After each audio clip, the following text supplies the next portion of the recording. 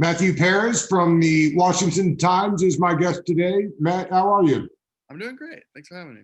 Yeah, thanks for coming on. Hey, I was curious before we get started about the game. The offseason has been really good. Another draft they stacked up. Free agents, by all accounts, have played really well and been active members of the team. Who is getting credit for that right now? I know there's been like some Kyle Smith stuff in the news recently.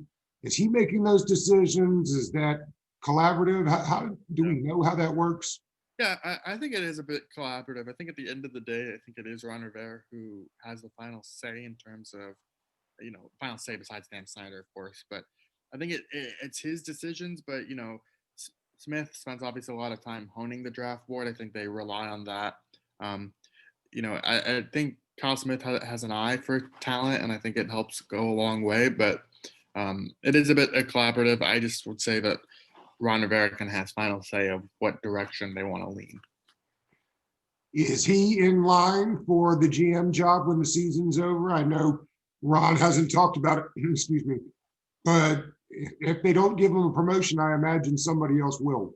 Yeah, it just kind of depends how it shakes out. And, it really just depends on what that GM thing entails, because they could technically make him the GM, right? But if he doesn't have final say, like you think back to Scott McCloughan and Bruce Allen, well, Bruce Allen was still the primary decision maker, even though Scott McCloughan was the general manager. So it is, what good does it do to make him GM just in name only? Like, I think he would need a sizable promotion elsewise. But I don't think necessarily that Ron Rivera has done anything yet to say that he shouldn't have the final say. Like, I know the decision, the way that it played out in Houston with Bill O'Brien serving in that role was a disaster. But I don't know. I think Ron Rivera has kind of built this the right way so far, and I understand why people would want to see Kyle Smith as the GM, but I don't know if it needs to happen just yet, to be honest.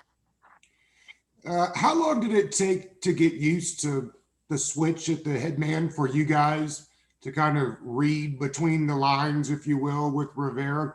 It felt early on like the more we dove into what he was saying, the more it felt like, well, really, we just got to listen to what he's saying because he's probably telling us what he feels.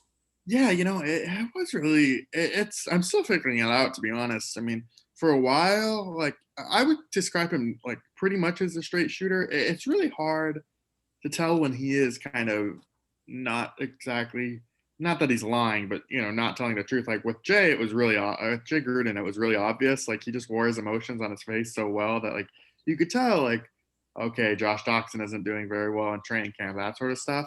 But with Ron Rivera, he is a lot more protective of, he's not going to needlessly blast the player through the press or anything like that. And he just is a lot more like kind of close to the vest with that sort of stuff. So it is still trying to figure that out. But yeah, if you do pay attention, you'll start to notice things like of the big picture stuff of what they want to build long term and how things are maybe short examples of how things are paying off down the line. So, he's great to interact with from a media standpoint. He's a great quote.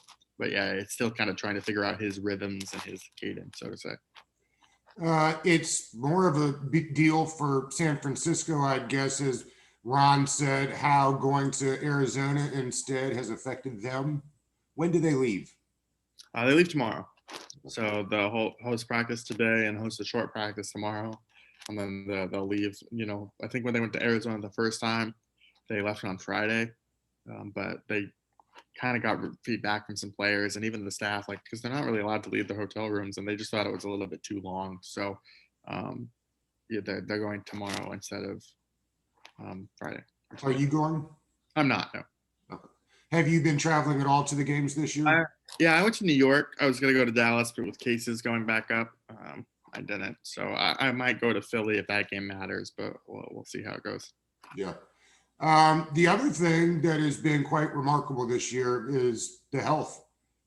For a team that couldn't stay healthy for as long as I can remember, they have been unbelievably healthy, not just from a COVID standpoint, which I think is more about due diligence, but from an injury report standpoint. What does the report, I know we're recording early today on Friday, so I know there's not much to go, but really there's not really anybody on there, is there?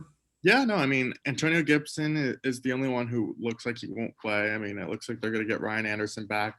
Morgan Moses and Brennan Sheriff were limited yesterday, but those guys always play through injuries. It seems like I would be really shocked if they didn't play. And then David Sharp is maybe a little bit of a concern too. He has a knee injury. Obviously, their swing tackle, and he hasn't practiced. He didn't practice yesterday, and Wednesdays was an estimate, and he wouldn't have practiced then either. So maybe he doesn't play, but I don't know about that one just yet. The other Antonio came back, right? But he's not going to suit up this week, right? Yeah, so Antonio Gandy-Golden, they started his clock. They have 21 days to activate him from injured reserve or leave it alone and keep him on the list for the rest of the year. But Ron Rivera was saying that, um, they're going to get him back acclimated this week, and then because it's a short week, they don't want to activate him just yet. So looks like next week it's a good chance he'll play. And we talked about this yesterday. I hadn't realized it. You told me Bryce Love has missed that window and he'll be done for the year. Yeah, which is kind of a shame. I mean, obviously he hasn't played since being drafted, and just lingering knee trouble. Ron Rivera said earlier this year that it's really about how guys respond. It's one thing to practice, but how does their knee feel the next day? How does it do that? And just from all accounts, it doesn't seem like he's responding well enough after a day's work, and it does seem like kind of I don't know if he's ever going to get it back, and there's a large bit of concern there. It's crazy. I went and looked at the timeline. Alex Smith goes down a month before he tears his ACL in that Stanford game. And, well, we know what's going on there, but it's wild. Yeah, it really is. I mean, I don't necessarily blame them for taking a chance on the pick. I mean, Sure. talented at college, but some things like that, like who's that guy from South Carolina, Lattimore, right? Yes. Yeah. Yeah, 49ers pick. It kind of reminds me of that. It's just, really talented college back who just never figured it out. And we'll see. Maybe there's still some hope, but I don't know. There are going to be a couple of guys in the free agent, or not free agent, but when season ends, that will become free agents. Do we know? We know Ron said before the beginning of this season that he wanted to meet people. And wasn't. Do we know when they start doing that? Do we have an idea from his time in Carolina? Because Sheriff needs a new contract. Roulier needs a contract. I'd suggest Roulier's contract's just as important as Sheriff's is. He's been great. Yeah, I mean, with Sheriff, he's on the franchise tag, so they can't technically negotiate any like extension or anything until after the season officially ends. And I think just from a leverage standpoint, it makes sense for him to hit the market. I'd be really surprised if they reach an extension, just because there are teams that are going to want Brandon Sheriff when he's a top 5 guard, and when those guys hit the market, they're going to get paid, and so maybe Washington will match those type of deals. They've been really pleased with him. Obviously, there's still some injury concerns of whether he can stay healthy throughout a full season, but he's really important to what they do. And then as for Chase Roulier, remember they drafted Keith Ishmael, and now I know they haven't played him a lot, but he's that guy that can play center. He can play 2 guards. He's a little bit smaller than Roulier. He kind of needs to show that he can handle the NFL size, but they really like his versatility. And if I had to guess right now, I mean, I don't know. I just think that they're kind of waiting for Ishmael to kind of develop further, and maybe they just let Roulier walk. A little bit similar how they let Spencer Long go a few years ago to play Roulier. So interesting. Alex Smith is remarkable. There's not enough you can say about the guy. It's obvious that the guys in that locker room fight like hell for that guy. What do they say about just what it's like seeing him put that work in? Yeah, they've just been really like memorized by it all season. I mean, I think what guys are saying now is, that they were worried at first that they weren't sure that he was going to be able to do it, or every time he dropped back, but he just has such like an influence on them. And you think of Alex Smith's story and how it's so inspiring, and how maybe that would play out. But I think what really Alex Smith does for them is he calms them down. It's a stability standpoint. It's just, all right, guys, this is our situation. We have a big win coming off of Pittsburgh, and now we have to just refocus. Like Alex Smith was saying, that they haven't done anything yet, and I just think it's really important to have that type of voice to kind of keep guys humble, keep guys grounded, And obviously, Alex Smith has been in the league for a long time, and so I think it's really helping mentor the younger players, and he's playing well and getting the ball to a lot of people. So it's been. I mean, I didn't see this coming. That's for sure. No. Did the coaching staff see it though? Do you think that they were hoping all along that they'd get the ball into 11's hands and let him do his thing?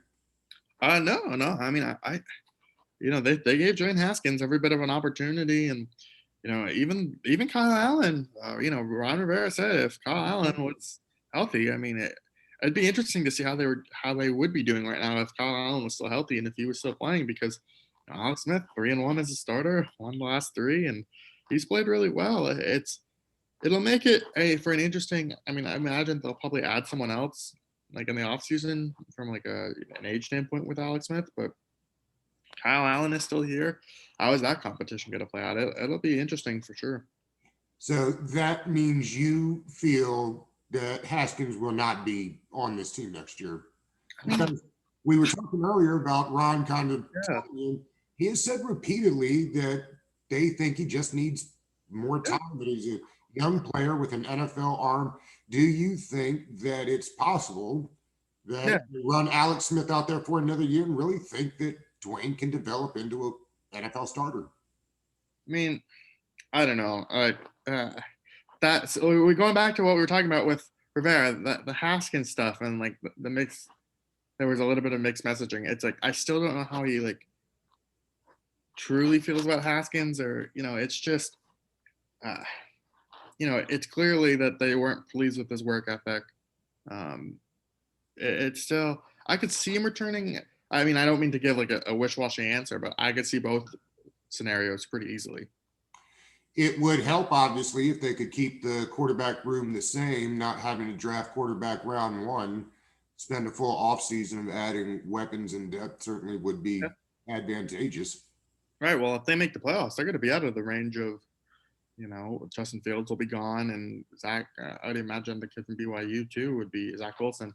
I think he would probably be out as well. So, he'd be drafted by then as well. So, maybe they don't use the first round pick on a quarterback, and at that point, I mean, I think Alex Smith has played pretty well to the point where if he's your starter for another year, all right, you live with it and figure it out down the line.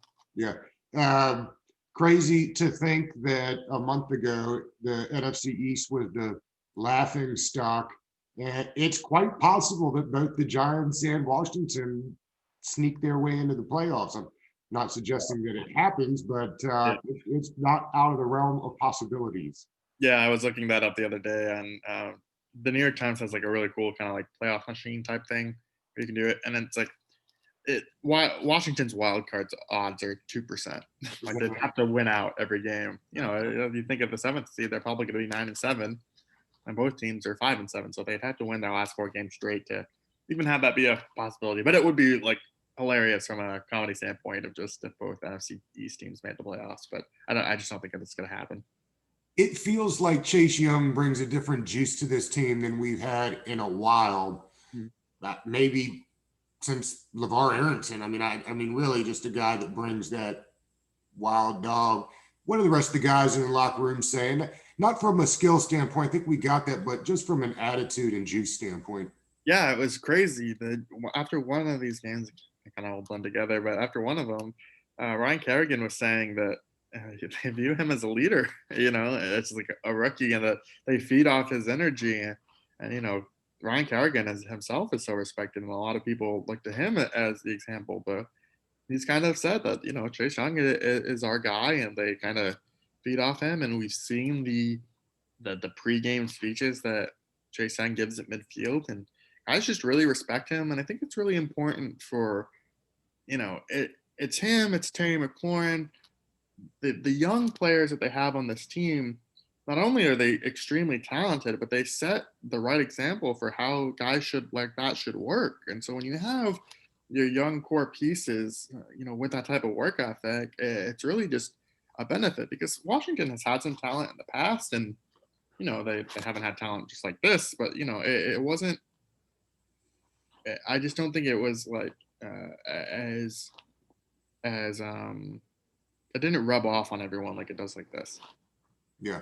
Well, guys like Jonathan Allen and Deron Payne are more quiet, Mhm. keep your head down, hard workers, where some of these new guys have maybe a little bit more flash. I hate to look too far ahead, but with Cam Curl playing so well and DeShazer Everett shocking the world at free safety, Yeah. what will be the plan with Landon Collins next year? I mean, he's a big money. I don't think they can just move off from that money. I think he said in the past he doesn't have any interest in playing linebacker. So No, I'm yeah. curious what they do there. Yeah, it'll be really interesting. I mean, it'll like I think it kind of depends on his health too, because if he can't pass a physical, well then does I don't know how much of his contract is guaranteed for injury. I need to look that up. But um, when the deal I remember was initially signed, a lot of people pointed out there was like a 2 year kind of out in terms of where if they cut bait, then maybe um, the contract price wouldn't be too bad. I need to go look at those Yeah. figures. But I don't know how that changes with the injury. So they really have found Cam Curl and DeShazer Everett has been a nice surprise too. Is DeShazer Everett a free agent? He might be. I don't. I'm not sure on that, Yeah, I'll look that contract up. But but he's been a surprise. yeah, no, I he's never in a million years thought he'd be a quality free safety. I mean, maybe yeah, strong. he just has been like really dependable and oh no, he's under contract through 2022, so he still has 2 years left after this year. So um he's been a really nice surprise, and he's a guy that they really like on special teams as well, and he just he keeps just like a guy that you kind of want to have around, a good backup that can play if he needs to. But yeah, he's shown that he's a quality starter right now, and um, I don't know what they're going to do with Landon Collins. It really just depends how he recovers from that Achilles tear, because that's a serious injury, and Yeah. his game is really predicated on that speed. Have they still been running Everett on special teams now that he's been the starter at free safety? Is he still doing both? Let me check, but I don't believe. I just dawned on me maybe they had taken him off since they Yeah, rely on him so heavily there in the back end. yeah. Let me. I'll get you that answer in 1 second. While you're looking that up, who's next up on the running back room? It'll be Peyton Barber and um, J.D. McKissick. And So you'll have to bring up somebody from the practice squad. yeah, Not just they promoted Javon Leak, that kid from Maryland. He was an undrafted free agent. He's been on the practice squad for about a month now. To be honest, I don't know much about him, but Yeah. um, he'll be their third back. And then they added another guy, Michael Hunter, to the practice squad. So they have 4 running backs, that they could promote or kind of use. But well, I don't think Hunter can play this week because of COVID protocols. But Right. um, it is they are getting him back to. It'll be Barber and McKissick getting the lion's share. All right, Matthew, we wrapped the week up with a little over under. You ready to play? Sure, yeah, let's do it. All right, let's set the touchdown passing for Smith at 2.5.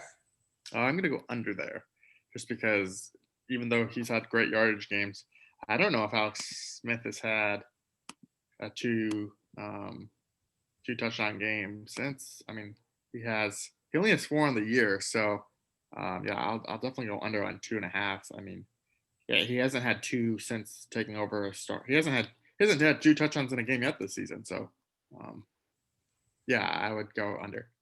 Logan Thomas is finally starting to get some action. Will he hit 100 yards this week? No, I'll go under.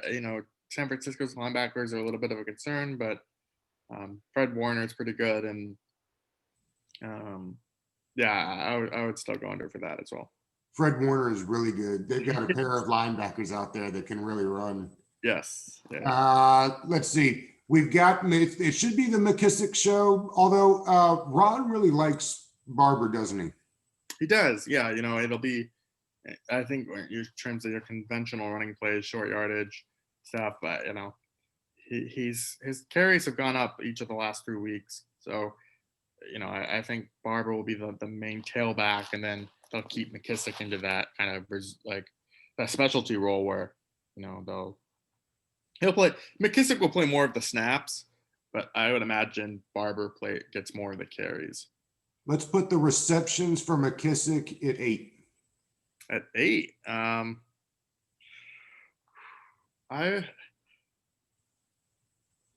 go over. He had 10 last week. Well, we'll go with 9. I'm just gonna go just over with that one. Last week was the first time we've really seen somebody attempt to shut Terry down and kind of do that. Will this be a back game for Terry? Let's put the over under at 100 yards. I'll go under 100 yards, but I do expect him to have a little bit better of a performance. San Francisco corners have been, they like to stick Everett on the one side and Sherman on the other, and that's a great tandem there. And I think that defense wants to obviously play a lot better than they played against Buffalo. So, I think it'll be less than 100 yards, but I expect him maybe 70 to something in that range. More of a standard, typical Terry McLaurin performance. I was talking to Matt Barr early this week from the Fourth and Goal podcast. I didn't realize this. The right side of that San Francisco line with Compton and McGlinchey not been good. Let's set the sacks this week at 4.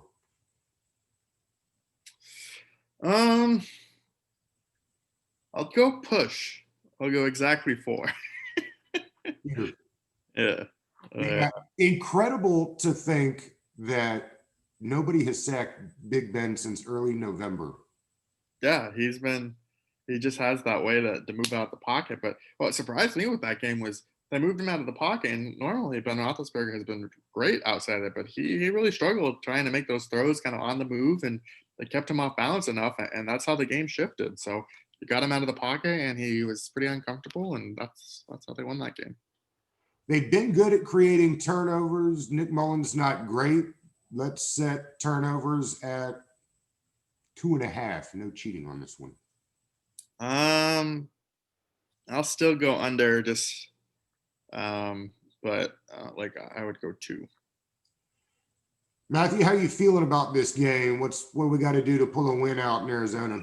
Yeah, I think it's going to be really close. I know Washington's run defense has been pretty good as of late, but those zone schemes, you look at the way that Cleveland had success. Now I know Moser and Jeff Wilson aren't necessarily Nick Chubb and Kareem Hunt, but those type of Shanahan running schemes, like those zone schemes, they're really effective against every team.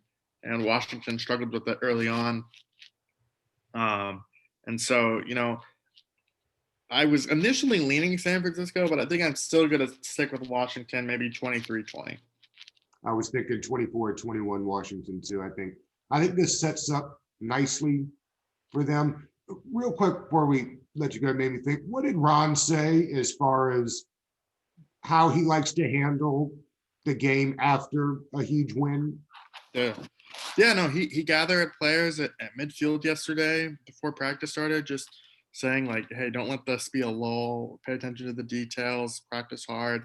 He likes guys to be themselves and kind of express themselves, but he wants them to kind of carry themselves a certain way of just, act like you've been there, coach stuff, humility. But I think it was really important for them to just kind of focus. They don't want this week to be a letdown, and we'll see how it plays out. Shanahan does things that just constantly catch teams off guard, and he's just a really brilliant play caller. So, Yep. If San Francisco wins this game, I won't be surprised by any means, and they are getting healthier. So we'll see how it plays out, but it'll be an interesting one for sure. You got anything coming out in the paper this weekend? No, the Washington Times is a Monday through Friday paper. So I guess I didn't realize that. yeah, no, it's all good. But yeah, you can just follow me, look up for my articles on the website, and follow me on Twitter at Matthew_Paris. Matthew, we appreciate it. Thanks. Yeah, no problem. Thanks for having me.